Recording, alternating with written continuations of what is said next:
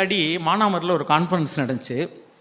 கான்ஃபரன்ஸில் கூட்டத்துக்கு தக்கன நமக்கு கான்ஃபரன்ஸில் டாய்லெட் பாத்ரூம் இருக்காது. ஏன்னா இந்த கல்யாண மண்டபங்களில் பெரும்பகுதி அவங்க சும்மா ஒரு 4-5 டாய்லெட் இருக்கிறதே பெரிய காரியம், ரொம்ப இருக்காது.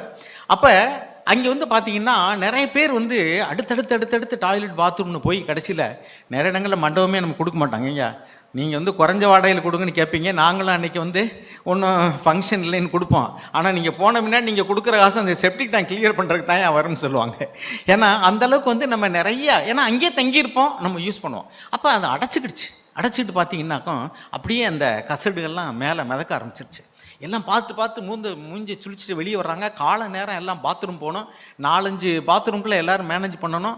அங்கே ஒன்று இருந்ததில் ஒன்று அடைச்சிக்கிடுச்சு. ஏற்கனவே பற்றாக்குறை, இருந்ததிலே ஒன்று அடைச்சிக்கிடுச்சு. எப்படி இருக்கும் பாருங்கள் கால் நேரம். எல்லோரும் வயிற்று பிடிச்சிட்டு என்னடா அப்படின்னு அலையிறாங்க. அது காட்டுப்பகுதியும் கிடையாது வெளியே போக. ஆக ஒரே ஒரு சிஸ்டர் என்ன செஞ்சாங்க, ஒரு க்ளவுஸ் எடுத்து மாட்டிட்டு உள்ளே போனாங்க.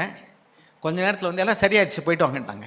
என்ன பண்ண, க்ளவுஸை மாட்டிட்டு உள்ளே கையை விட்டு அப்படியே அந்த கசடுகளெல்லாம் க்ளீன் பண்ணிட்டு கூச்சப்படாமல் அந்த கையோரையை கழட்டி போட்டு தண்ணி ஊற்றிட்டு வந்துட்டாங்க. இப்போ எல்லோரும் ஒவ்வொருத்தராக போகிறாங்க. இப்போ யார் வற்றாத நீர் ஊற்றுறதுல யார் எரிந்து பிரகாசித்தா? ஒரே ஒரு சிஸ்டர். அவங்க கூச்சம் பார்க்காம நம்ம கையை ஒரையை மாட்டிட்டு தான், ஒரு க்ளவுஸை மாட்டிட்டு எப்படியோ அதை க்ளீன் பண்ண வேண்டியதை பண்ணி சுத்தம் பண்ணதுனால அங்கே ஒரு அந்த சிலுவை எடுத்தது யாருன்னா ஒரு சகோதரி. She duke the risk. அதை கழுவி விட்டாங்க. இப்போ பாருங்கள் எல்லோரும் போகிறாங்க ஒவ்வொருத்தராக அப்போ ஒரு சின்ன வேலை யார் வேணாலும் பண்ணலாம். Anybody can do that job, but nobody did it. Every one is expecting that let somebody do it. யாராவது ஒருத்தர் பண்ணட்டும், ஆனால் நான் பண்ண மாட்டேன்.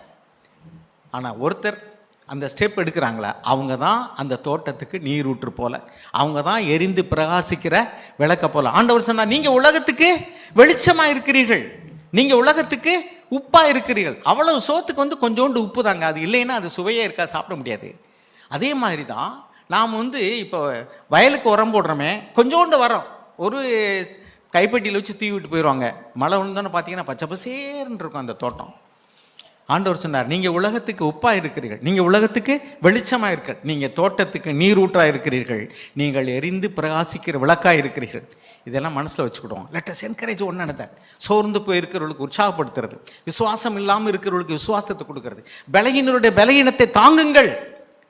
பைபிள் அப்படி தான் எழுதியிருக்கு. Encourage one another. இன்று என்று சொல்லப்படும் அளவு ஒருவரை ஒரு உற்சாகப்படுத்துங்க. ஒரு அப்ரிசியேஷன். ஒரு கணவன் மனைவி வாழ்க்கையில் சோர்ந்து போய் இருக்கிறவருக்கு ஒரு உற்சாகப்படுத்துறது, ஒரு தைரியம் இழந்து நம்பிக்கையெல்லாம்